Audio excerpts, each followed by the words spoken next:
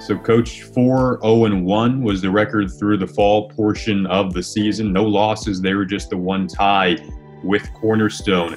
In your mind, how do you assess what's been a really good start so far to this 2021 season? Yeah, excellent. I mean, we really couldn't have asked for more. When we sat down before a ball was kicked, we felt pretty confident that we could get a result out of everyone. In our dreams, we hoped for 5-0 and we came pretty close. So I think looking back, you go, well, the Cornerstone was the one we didn't get. And I know in overtime we had plenty of chances to have done that. But I also remember the second half of that game being pretty scared because they seemed to be all over us. So in truth, what we expected. I think the Concordia one was one that we felt was going to be the biggest challenge of the other games.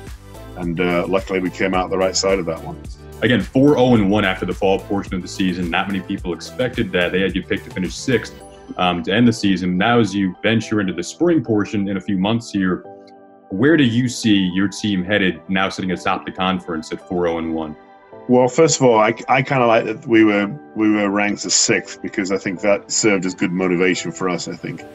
As far as the spring goes, I mean, obviously, we've put ourselves in the best possible position of anybody in the conference right now. We have the most points. We've played some games, so our spring is not going to be as hectic as the 4 or 5 schools who've not played a game yet. So their spring is going to be really hectic. Ours is going to be very busy, but not quite to that level. And we all know that you get a couple of injuries here and there, or even kids are out just for a week or 10 days, and that could mean 2 or 3 games missed in the conference for other programs. Hopefully we can get fit and healthy, and hopefully we've had a lot of injuries in the fall. Hopefully that bad karma's behind us and we can stay healthy in the spring. I think we're in a great position. If we can get to the tournament final and onto the national tournament, we will be absolutely delighted.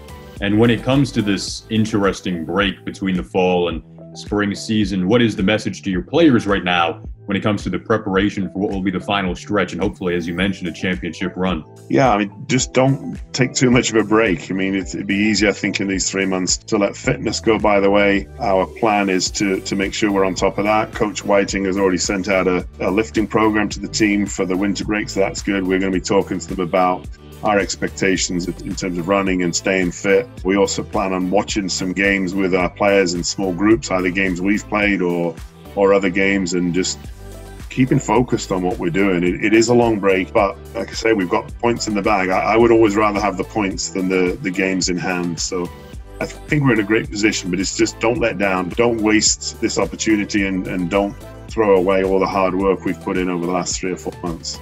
Well, Andy, you guys have been incredibly exciting to watch so far. I can't wait for the spring portion of the season to roll around here. Just a few months until that happens. Until then, thank you again. Appreciate your time. Thank you, Jason, as always.